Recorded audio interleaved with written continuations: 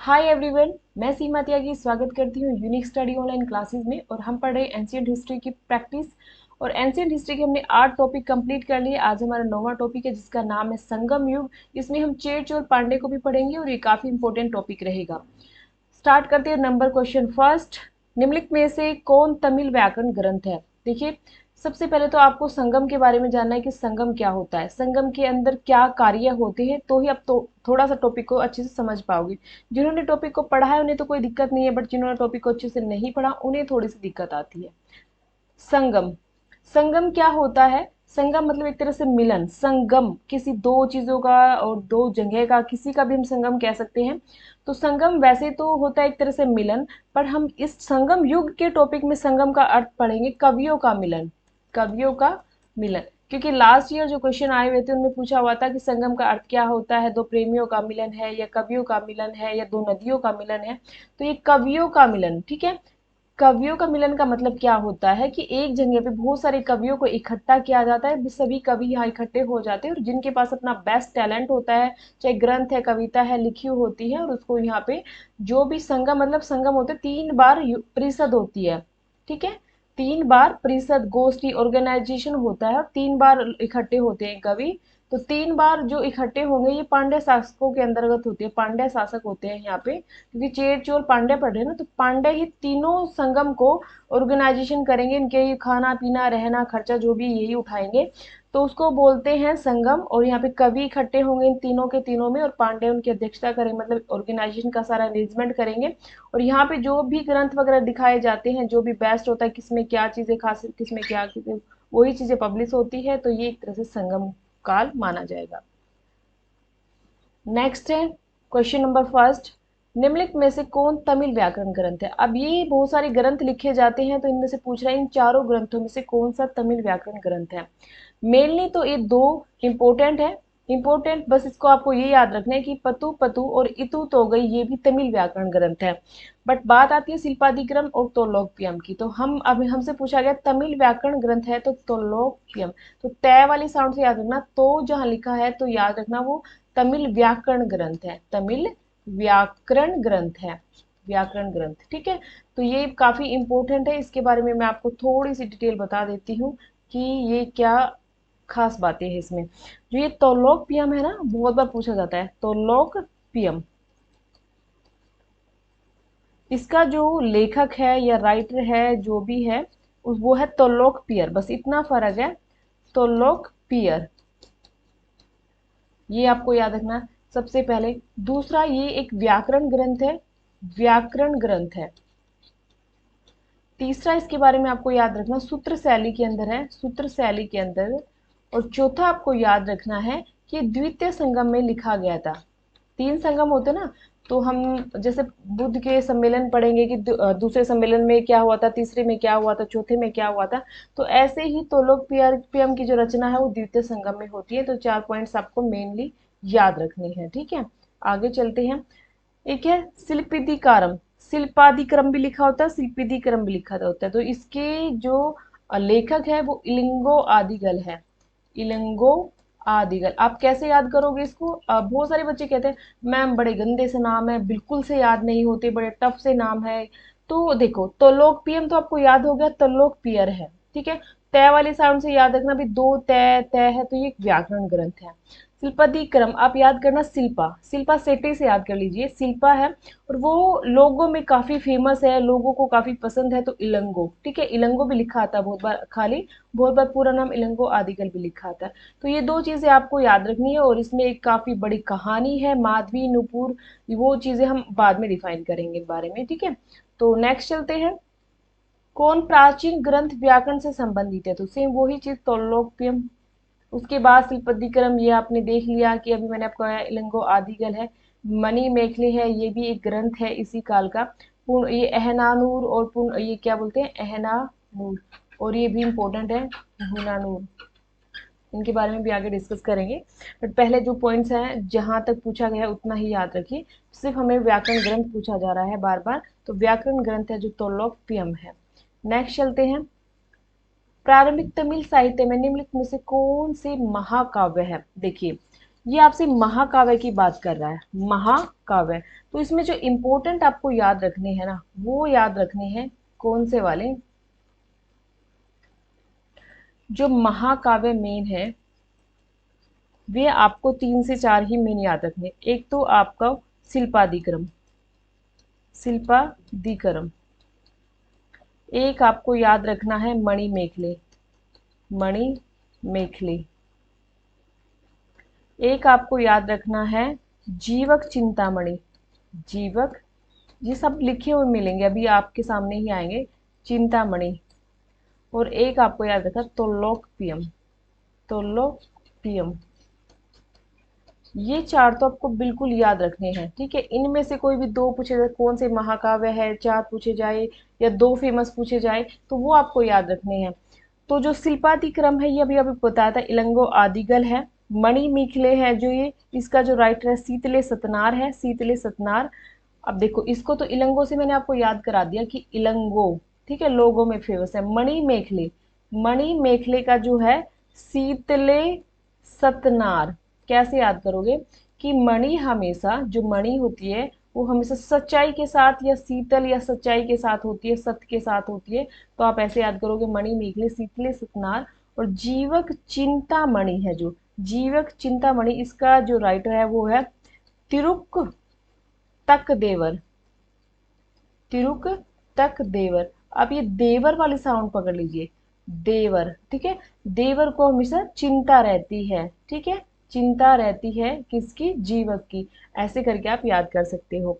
देखिए शिल्पादिक्रम, इलंगो आदिगल, मणिमेखले, शीतले सतनार, जीवक चिंतामणि, त्रुक तक देवर और तुल्लोकपियम, तुल्लोकपियर। अब ये चारों ग्रंथ है और जो आपके एग्जाम में आपका पीछा नहीं छोड़ते और आपको इनके नाम बड़े टिपिकल लगते हैं, बट बार बार रिवाइज करते हैं तो याद हो जाता है, ऐसी कोई चीज नहीं है।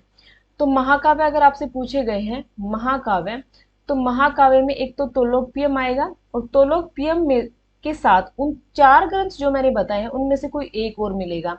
तो तिरुकुलर, ये है तो जो तिरुकुलर है ये है तो तमिल ग्रंथ ही, ठीक है। तमिल ग्रंथ और काफी इंपॉर्टेंट भी है, और तमिल बाइबल भी इसको कहा जाता है, तमिल की बाइबल भी इसको कहा जाता है। ये भी एहरानूरू और जो ये पुरानूरू है ये भी ग्रंथ है तमिल के ही। बट मेनली हमें महाकाव्य की बात पूछी है, तो शिल्पादिक्रम और मणिमेखले। अब मैंने आपको भी बताया था ना, एक मणिमेखले है, एक शिल्पादिक्रम है, एक तो लोकपियम है और एक जीवक चिंतामणि है, 4 है। तो ये दोनों क्या है, महाकाव्य है, ये इंपॉर्टेंट है। इस जो क्लास को 3 बार देखोगे तभी आपको अच्छे से समझ आएगी और बिल्कुल आपको लगेगा कि हाँ अब हमें बिल्कुल याद हो गई। पतिव्रता पत्नी की पूजा को किस तमिल ग्रंथ में प्रतिष्ठा प्राप्त हुई थी। देखिए ये ग्रंथ जो हम पढ़ रहे हैं बार बार, शिल्पादिक्रम, एक मणिमेखले, तोलोकपियम और अकनरूरू, ये चारों ही तमिल ग्रंथ है, चारों ही तमिल ग्रंथ है। पर आपको इनके बारे में कि किसमें पत्नी पूजा का आरंभ हुआ था उसके लिए थोड़ा इसके बारे में जानना पड़ेगा। स्टार्ट करते हैं हम। देखिए जो ये शिल्पादिक्रम है, शिल्पादिकारम, उसमें अलग तरीके से लिखा होता है, बुकों में इस तरीके से लिखा होता है, कैसे भी कोई दिक्कत नहीं है, बस आपको थोड़ा सा आइडिया होना चाहिए शिल्पादिक्रम कौन सा ग्रंथ है, ये क्या चीज है। ये आप इंग्लिश में लिख सकते हो, हिंदी में लिख सकते हो, ठीक है। शिल्पादिकारम, ये जो राइटर है इसका इलंगो है, इलंगो आदिगल। अब ये जो जब हम साउथ हिस्ट्री पढ़ते हैं कि संगम काल पढ़ते हैं, तो हम चेर चोल पांडे को पढ़ते हैं। आपको पता है यहाँ पे चेर है, चेर, और यहाँ पे आपके चोल है, और यहाँ पे आपके पांडे हैं। क्या है यहाँ पे, चोल, यहाँ पे पांडे। जो इनको सबको क्या कर रहे हैं, पूरा कोऑपरेट कर रहे हैं सभी को, मतलब पूरा संगम में। और ये है आपके चेर। चेर कहाँ पे पड़ते हैं, केरल में। और ये पांडे आपके आंध्र प्रदेश में, सॉरी तमिलनाडु में, तमिलनाडु, तमिलनाडु में। और ये आपके आंध्र प्रदेश में। थोड़ा आइडिया दे रही हूँ मैं, अभी आपको टॉपिक नहीं पढ़ा रही हूँ कि आपको थोड़ा सा याद हो जाए इस वजह से। तो यहाँ पे एक स्टोरी स्टार्ट होती है चोल साम्राज्य से, जिसमें थे एक कोवलन था, एक साहूकार टाइप का इंसान था, उसकी जो पत्नी थी वो थी कणगी, और इनके जो बीच में एक एंट्री करती है एक नाचने वाली माधवी।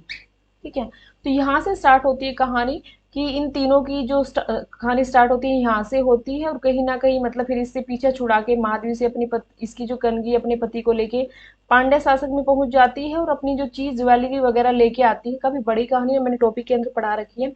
जो पांड्य शासक यहाँ आती है भाई, वहां वो माधवी पीछे ही पड़ी रहेगी, हम मैं अपने पति को लेके यहाँ चली जाती हूँ। यहाँ लेके आएगी तो जो पायल थी इसकी अपनी एक पायल, पायल की कहानी भी कहा जाता है इसको, पायल की कहानी। तो वो अपनी पायल को लेके आती है कि भाई हम यहाँ से तो हमारा राजपाट सब यही रह गया, जो मेरे पास गहने में उनको करके मतलब सेल करके बेच के और अपना गुजारा कर लेंगे हम। तो यहाँ वो पांड्य शासक में लेके आती है अपनी चीजों को। तो यहाँ पे सेम राजा की रानी की भी ऐसी ही पायल गुम हो जाती है, और जिसका नाम था नेडुजेलियन शासक था, और ये यहाँ से पायल गुम हो जाती है। तो जो पायल को उठाता है वो उनकी पायल को देखता है कि सेम ऐसी की ऐसी है। जो सुनार था वो भी उठाने वाला भी सुनार के पास ये चीज को लेके गई थी। तो उसने इनको फंसवा दिया और नेडुजेलन ने इसको कोवलन को मृत्यु दंड दे दिया। इससे कनगी को बहुत ज्यादा गुस्सा आया, कहते हैं कि उसने पूरी आग लगा दी थी, ये समथिंग बहुत सारी चीजें हैं इसके बारे में। उसके बाद ये सब कुछ छोड़ के कहाँ चली गई थी, ये चली गई थी चेर के पास। चेर सेन गुडवन शासक था उस पर, और सेन गुडवन ने सब ये चीज पता चली तो उसने यहाँ पे इसकी मतलब दुख की वजह से इसको स्पोर्ट किया और यहाँ पे पत्नी पूजा आरंभ की। भाई एक सतीव्रता पत्नी अपने पति के लिए कितना कुछ सह सकती है, तो वो कहानी है। तो अब आपसे क्वेश्चन क्या पूछा गया है कि पत्नी पूजा किस तमिल ग्रंथ से संबंधित है, तो वो शिल्पादिक्रम। ठीक है, और मणि मेखले जो ग्रंथ है ना, वो इसकी जो बेटी होती है ना, इनकी जो बेटी होती है उसकी रिलेटेड मतलब जो ये आपका कोवलन था, कोवलन जिसको फांसी दे दी गई थी। ठीक है, जिसको सुसाइड करने के लिए मजबूर कर दिया गया या फांसी लगा दीजिए, कोवलन और इसकी जो प्रेमिका रही थी, मैं बता रही थी आपको नाचने वाली, इनकी एक बेटी होती है जिसका नाम था मणि। ठीक है, मणि मेखले मतलब ग्रंथ लगा लीजिए, या उसके बेटी का नाम शीतले लगा लीजिए, उन्हीं के नाम पर ये ग्रंथ लिखा गया था। तो इस बेटी से रिलेटेड ये ग्रंथ रहा है। और तो लोकप्रिय मैंने आपको बता ही दिया है कि ये जो ग्रंथ रहा है तो लोकप्रिय वो व्याकरण है। तो ये सारे के सारे जो ग्रंथ है एक तरह से किससे रिलेटेड है, ये तमिल साहित्य से रिलेटेड है। अगर टॉपिक को हम बहुत ध्यान से पढ़ते हैं और क्वेश्चन आंसरों को भी बहुत ध्यान से पढ़ते हैं तो आपको यहीं से समझ आ जाता है। संगम साहित्य में निम्न वंशों में किस एक का उल्लेख नहीं है, क्या कह रहे हैं कि किस एक का उल्लेख नहीं है, ये बता दीजिए। अब जब टॉपिक का नाम चेर चोल पांडे पढ़ा था तो भाई पल्लव का क्या काम यहाँ पे, तो डी आंसर राइट है। टॉपिक में आपने पढ़ा था चेर चोल पांडे, तो कौन सा नहीं है, तो पल्लव नहीं है। निम्नलिखित तमिल ग्रंथों में से किसी लघु वेद की संज्ञा दी गई है, तो कुराल। कुराल को लघु वेद की संज्ञा दी गई है, एक बार इसको भी समझ लीजिए। इसका पूरा नाम है तिरुकुराल, और इसको बोला जाता है कुराल भी। ये भी एक तमिल साहित्य ही ग्रंथ है। ठीक है, इसका जो लेखक है वो भी आपको याद हो जाएगा, उसका नाम है तिरु, तो आगे लगेगा ही वल्लुवर। ठीक है, तिरुवल्लुवर। तो तिरु से आप थोड़ा सा मैचिंग कर सकते हैं। अगर तिरु काट रखा दोनों में, कुराल का पूछ रखा है, तो कुराल से याद रखना कि तिरुवल्लुर।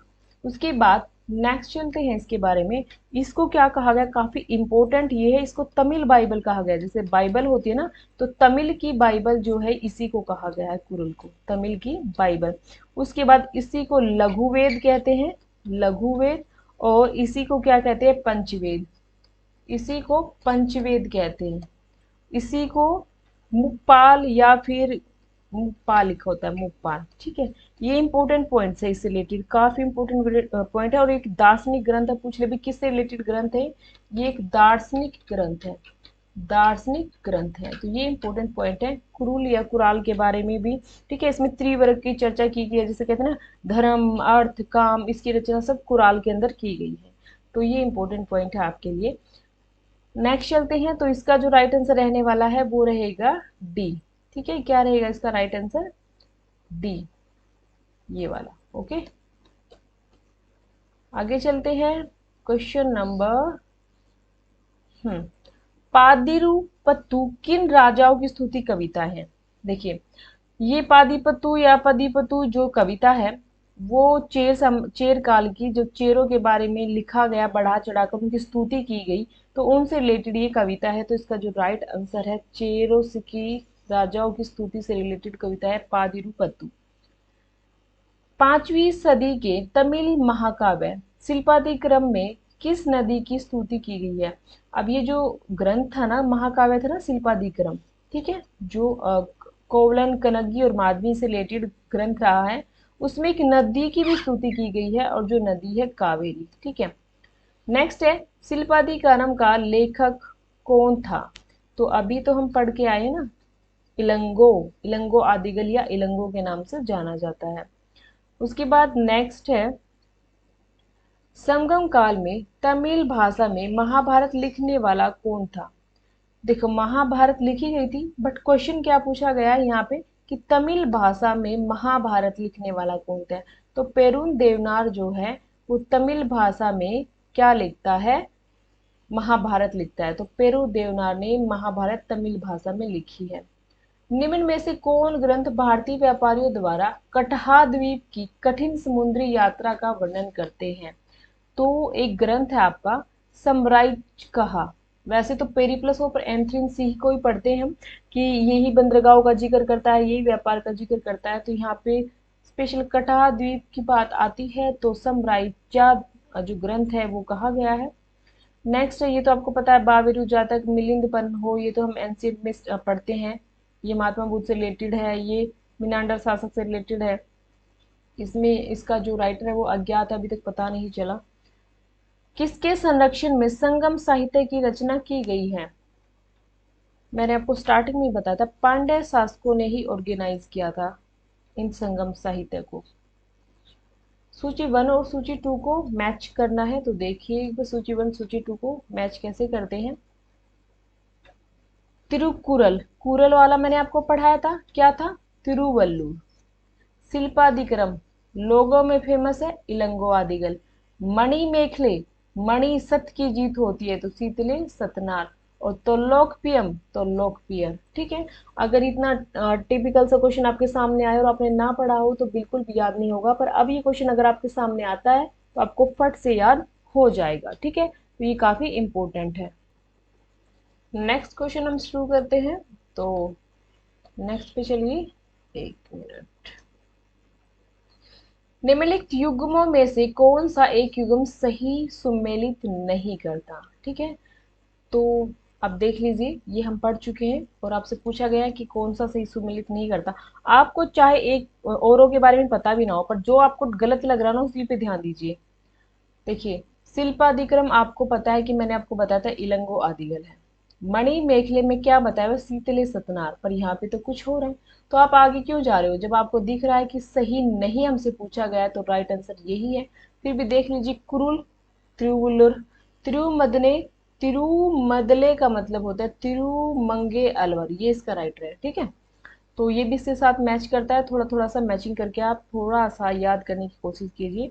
और ये वाला क्वेश्चन इंपॉर्टेंट है और इसको यहीं के यहीं याद कर लीजिए, क्योंकि इसके बारे में हम ज़्यादा डिटेल नहीं पढ़ते, बस इन बुक्स और इनके राइटर्स मतलब संकलन करता हम पढ़ लेते हैं। देखिए ये कौन कौन है भाई, कौन संकलन करता है, किसने क्या लिखा है?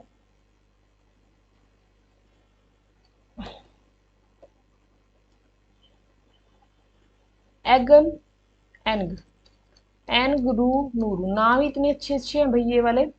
अहना नूरू, एग्न नूरू, अहना नूरू, मुरूर पंडे, सिरुपुन पंडे, ठीक है।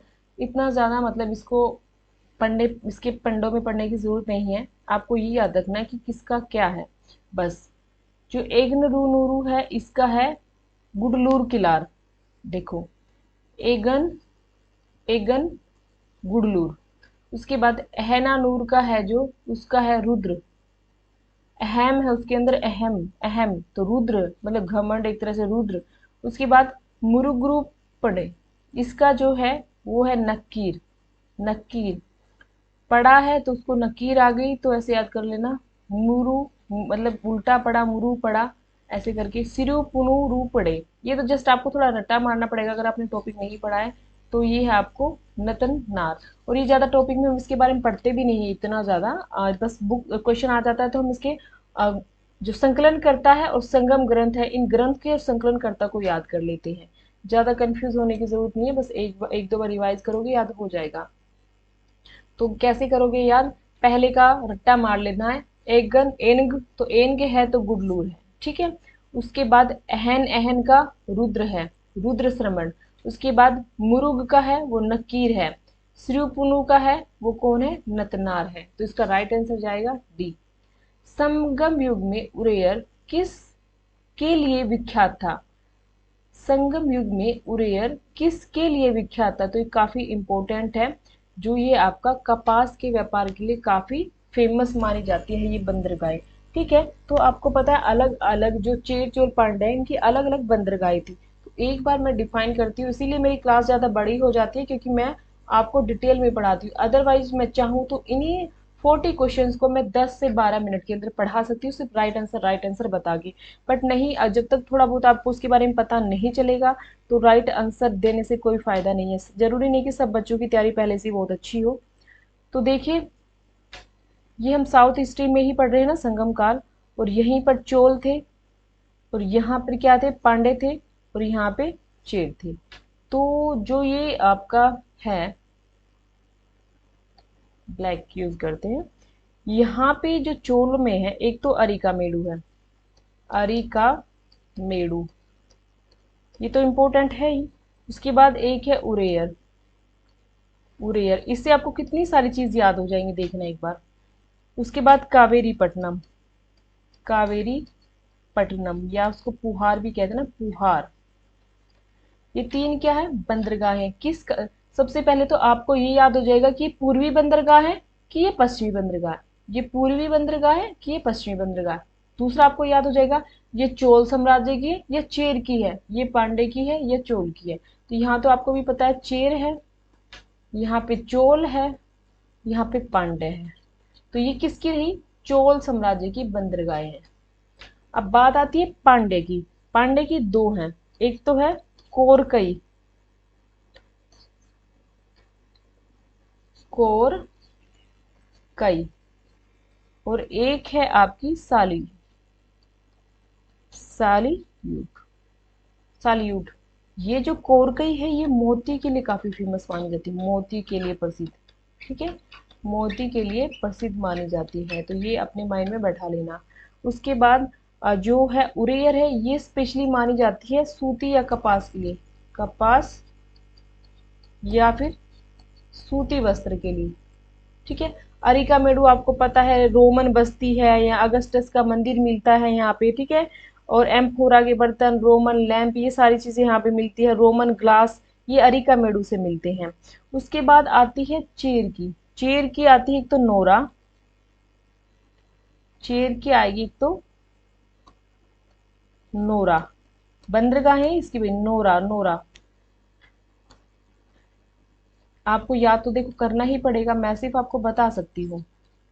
नोरा, इसको नोरा को और क्या कहा गया है, कुछ अलग अलग नाम डाल देते हैं, जैसे कन्नौर, कन्नौर भी, कन्नौर, नोरा।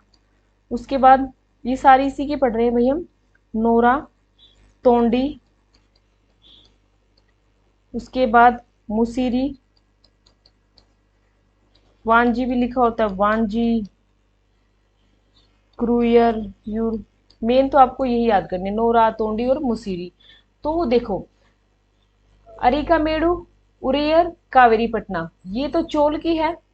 पांडे की कौन सी है, कोरकई और सालियूट। जो यहाँ की इंपॉर्टेंट है, चेर की खिचड़ी पक जाती है भाई, ये बहुत वो नहीं है ना, स्मार्ट बोर्ड नहीं है, बस हम नॉर्मली लिख सकते हैं इस पे। तो नोरा, तोंडी, मुसीरी, बाजी और ये क्रूयर, ये है आपकी चेर साम्राज्य की। तो आपसे बस एक तो पूछा जाएगा कौन सी पूर्वी की है, कौन सी पश्चिमी की है। ये आपका पश्चिम है और ये आपका पूर्व है।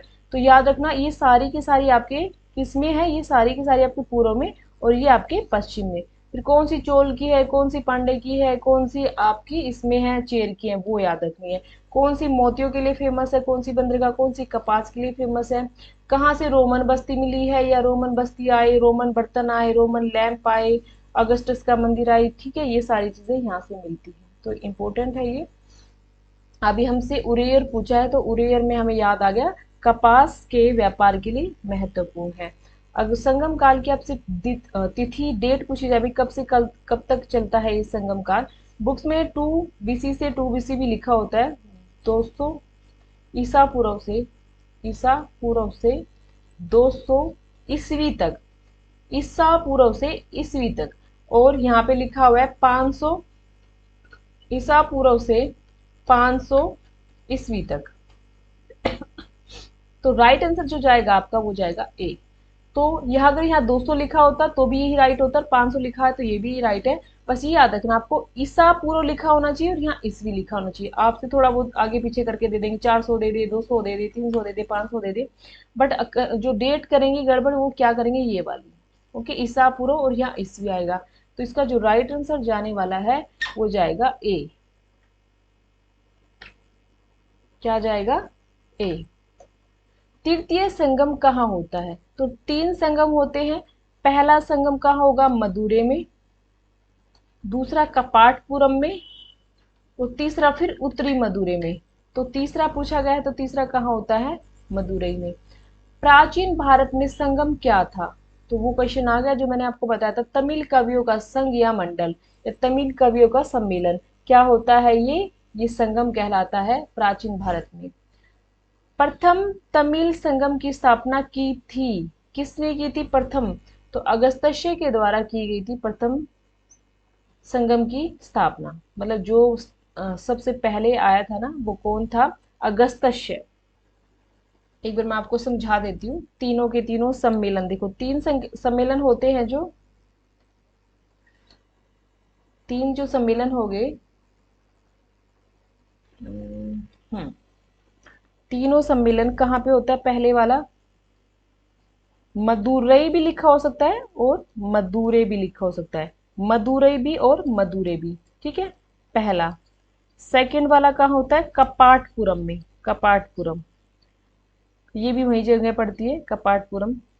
तीसरा वाला होता है जो उत्तर मदुरै में, उत्तर मदुरै में।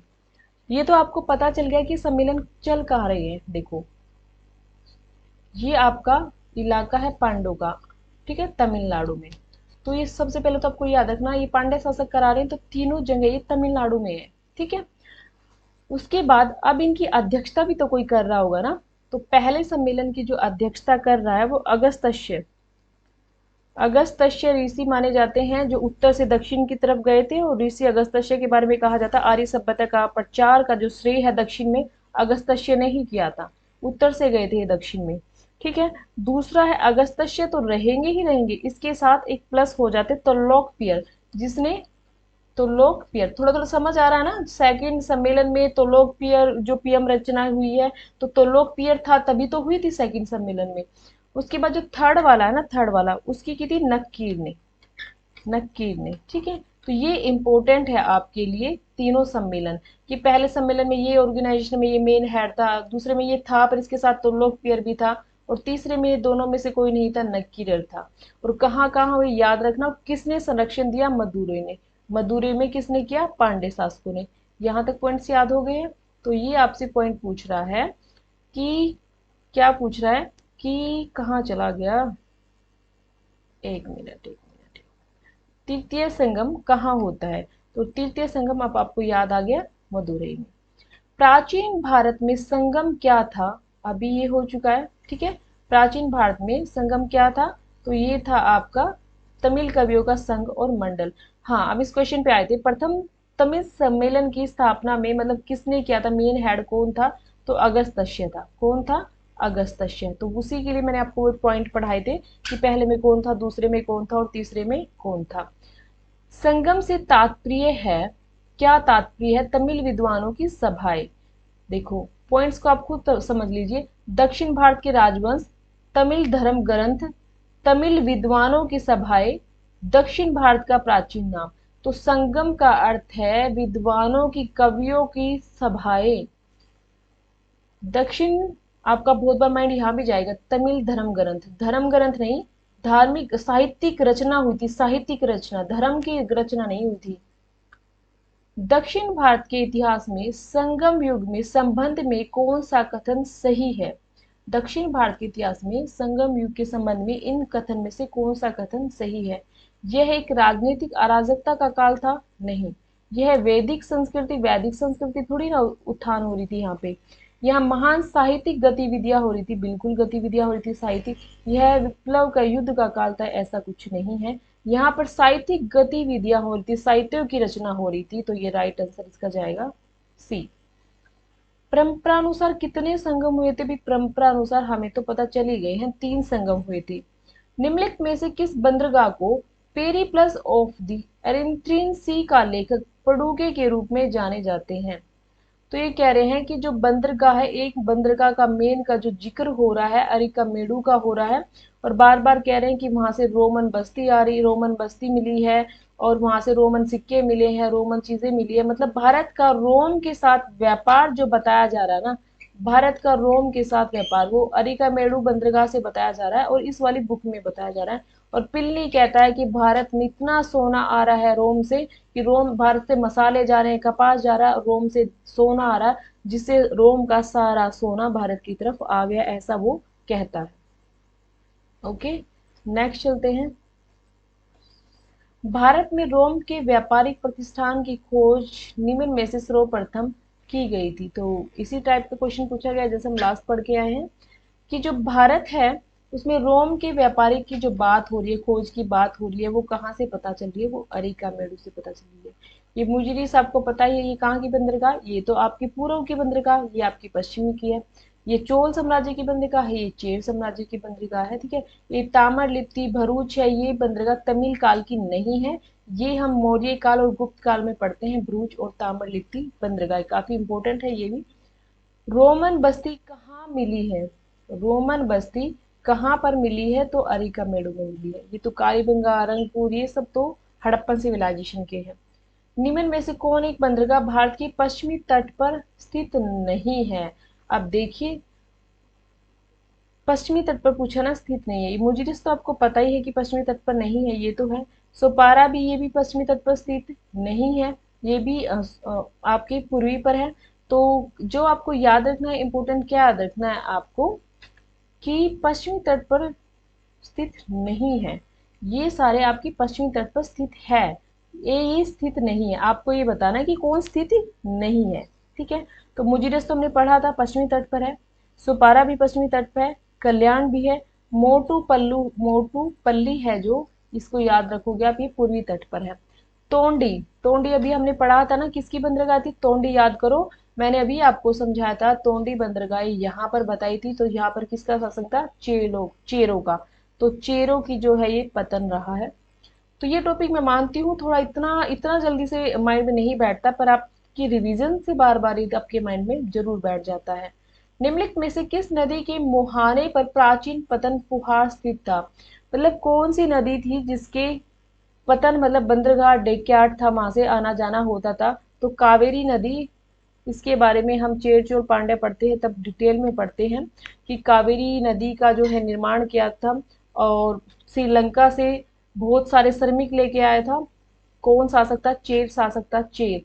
वो लेके आया था और बहुत सारे श्रमिक लेके आया था, जिससे कावेरी पट्टनम की स्थापना की थी उसने, या पुहार पर 160 मीटर लंबा जो है वो पुल बनाया था। ये चीज याद रखनी है आपको। नेक्स्ट चलते हैं। संगम साहित्य में कावेरी पत्तनम का संबंध किससे है? तो संगम साहित्य में कावेरी पत्तनम का जो संबंध है, सॉरी चेरो से, चोलो से है, चोलो से। इसके बारे में मैं एक आपको पॉइंट्स बताती हूँ कुछ इंपॉर्टेंट।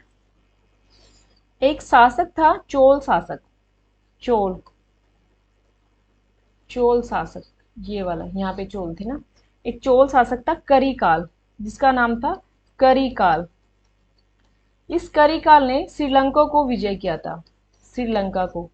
इससे पहले एक शासक था एलारा, एलारा ने भी श्रीलंका को विजय किया था और 15 वर्षों, सॉरी 50 वर्षों तक शासन किया था, 50 वर्षों तक। तो थोड़ा इन पॉइंटों को याद रखना। करिकाल ने क्या किया था? श्रीलंका को विजय किया था, मतलब दोबारा पूछे ना, दोबारा विजय किसने किया था? तो श्रीलंका को दोबारा विजय करिकाल ने किया था। ये वहां से 12,000 श्रमिक लेके आया था, 12,000 श्रमिक। और 12,000 श्रमिक लेके आया तो इसने कावेरी पर, या कावेरी पत्तनम पर 160 किलोमीटर लंबा बांध बनवाया था, और कावेरी पट्टनम को ही राजधानी बनाया था। तो इसके लिए इंपॉर्टेंट पॉइंट है, इसने कृषि, जंगल भूमि को कृषि में बदला था, तालाबों का निर्माण कराया था इसने, इसको जले पैरों वाला कहते हैं। तो काफी पॉइंट्स है इससे रिलेटेड। तो हमसे पूछा गया है कि निम्नलिखित राजवंशों में से किसका उल्लेख ये तो हो गया। हाँ, संगम साहित्य में कावेरीपत्तनम का संबंध किससे है? तो चोलों से है, और चोलों में स्पेशली किससे है? करिकाल से है। संगम युग में कौन सा राज्य नहीं था? तो ये पॉइंट्स तो आपको बिल्कुल रट गया होगा कि पल्लव का कोई रोल नहीं था, मतलब चेर चोल पांडे के अलावा कोई भी आए तो कोई भी नहीं था, ये तीनों ही थे। निम्नलिखित राजवंशों में से जिसका उल्लेख संगम साहित्य में नहीं हुआ है, तो वही पॉइंट्स बार बार आपसे पूछे जा रहा है कि आपको अच्छे से याद हो जाए। तो इसका उल्लेख नहीं हुआ है। दक्षिण भारत में किस वंश के राजा ने रोम राज्य में एक दूत 26 ईसा पूर्व भेजा था? तो काफी इंपॉर्टेंट पॉइंट है भाई ये, कि रोम के साथ सबसे ज्यादा जो व्यापार हो रहा था वो पांड्य शासकों का हो रहा था। ठीक है, पांड्य शासकों के द्वारा किया जा रहा था। तो जो पॉइंट्स है वो आपको ये याद रखनी है। दक्षिण भारत में जो रोम राज्य में 26 ईसा पूर्व में पांड्य शासकों के द्वारा दूत भेजा गया था। ठीक है, तो जैसे नीरो हुआ, अगस्टस, उसका उस वक्त शासन कौन था रोम का? अगस्टस था। और जैसे नीरो हुआ, अगस्टस हुआ, इन सब का शासन चल रहा था और रोम का भारत के साथ व्यापार चल रहा था।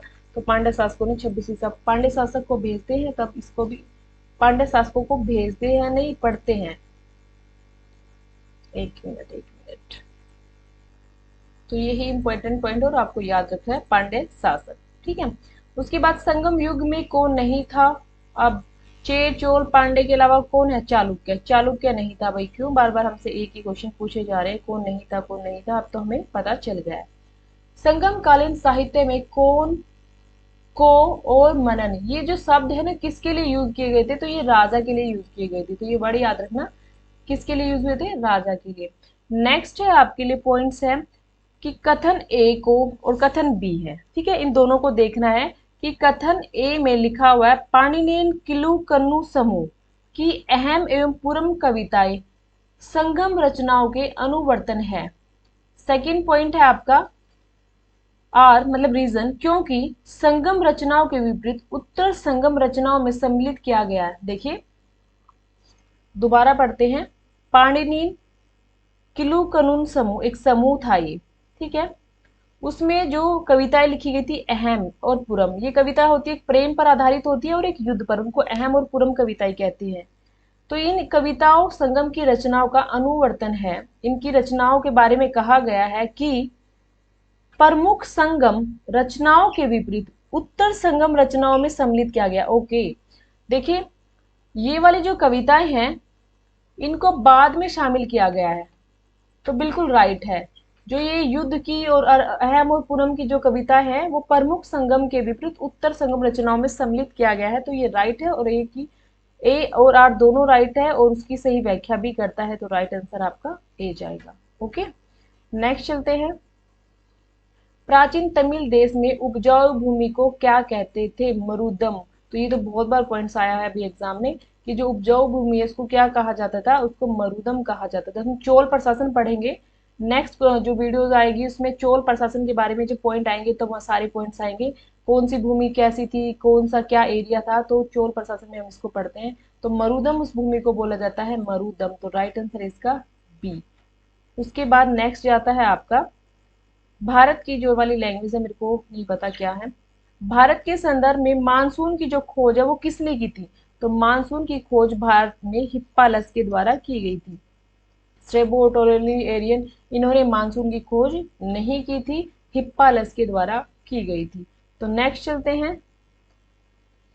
पांड्य केंद्रित थे, मतलब केंद्रित का मतलब उनकी कैपिटल क्या थी? मदुरै। तो पांड्य की जो कैपिटल रही है वो मदुरै रही है। अभी हमने चोल साम्राज्य के बारे में तो पढ़ा ही है। चोल साम्राज्य के बारे में हमने पढ़ा है कि उनकी क्या थी? कावेरी पत्तनम थी। तो मेन जो पांडे की जो कैपिटल पूछी गई है वो है मदुरै। तो ये आपकी मदुरै है। नेक्स्ट चलते हैं। निम्नलिखित में से कौन श्रीलंका का संगम कवि था? अब श्रीलंका के कवि के बारे में, संगम कवि के बारे में पूछा जाए कभी भी तो आपको याद रखना गजबाहु है जो श्रीलंका का संगम कवि था। उसके बाद नेक्स्ट पॉइंट चलते हैं। देखो ये वही ग्रंथ आ गए, बट आपको अब इनका क्या पूछा गया है? राइटर नहीं पूछे गए। अब इनमें मैटर क्या, सब्जेक्ट क्या था इनके अंदर? तो देखिए, अब व्याकरण ग्रंथ आपको याद है कि व्याकरण कौन सा था? तो लोकप्रिय, ये व्याकरण ग्रंथ था। ठीक है, उसके बाद प्रेम कथा किसमें थी? कोवलन, कणगी, उनकी प्रेम कथा किसमें थी? तो ये थी शिल्पादिक्रम में। बताया था ना मैंने आपको। ठीक है। उसके बाद वैसे तो ये इन दोनों से ही मैच हो जाता है, फिर भी आपको थोड़ा और आगे चलना है। तिरुक्कुलर, मैंने आपको बताया था ये एक दार्शनिक ग्रंथ है। मैंने आपको क्या कहा था कि जो कुरल है ये एक दार्शनिक ग्रंथ है। उसके बाद नेक्स्ट आता है मणिमेखले। मणिमेखले उसकी बेटे की कहानी है किसमें? शिल्पादिक्रम में, माधवी और कोवलन की, और वो एक अपनी पूरी गाथा उसमें सुनाई जाती है। तो एक वाणिक कथा है ये।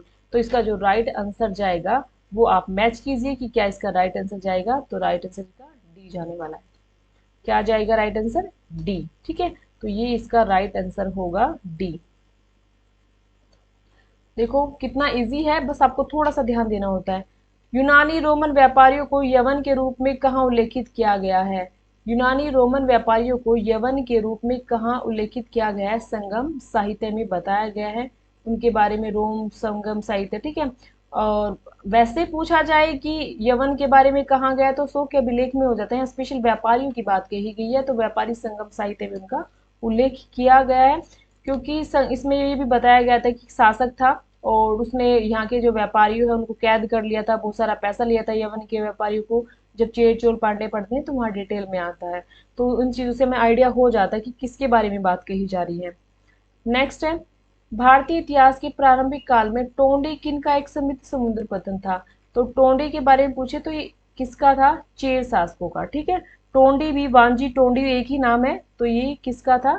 मैंने आपको बताया था ये चेर साम्राज्य का था। नेक्स्ट लास्ट पॉइंट रहता है हमारा, इसके बाद हमारा टॉपिक खत्म हो जाएगा। निम्नलिखित वक्तव्यों पर विचार कीजिए और बताइए कौन सा राइट है कौन सा रॉन्ग है। एरिकामेडो हिंद रोमन व्यापार का एक प्रमुख केंद्र था। बिल्कुल था अरिकामेडो, या ऐसे ऐसे भी लिखा होता, कंफ्यूज मत होना। अरी ऐसे भी लिखा होता और अब इसमें ऐसे लिखा हुआ है। हिंदू रोम व्यापार का एक केंद्र था। अरिकामेडो की खुदाई से बड़ी संख्या में रोम सिक्के मिले हैं। बिल्कुल मिले हैं।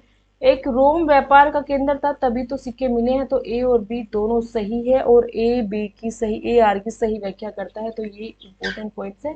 टॉपिक हमारा ये वाला कंप्लीट होता है संगम काल। और इसके बाद नेक्स्ट टॉपिक पढ़ेंगे हम, टॉपिक नंबर 10, जिसमें हम चोल के प्रशासन के बारे में और आपका जो पल्लव वगैरह इन सब के बारे में पढ़ेंगे।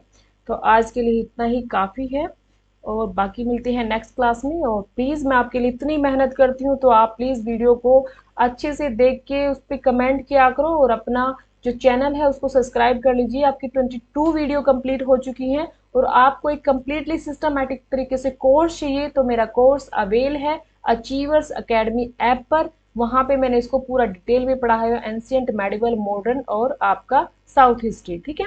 Okay, bye bye.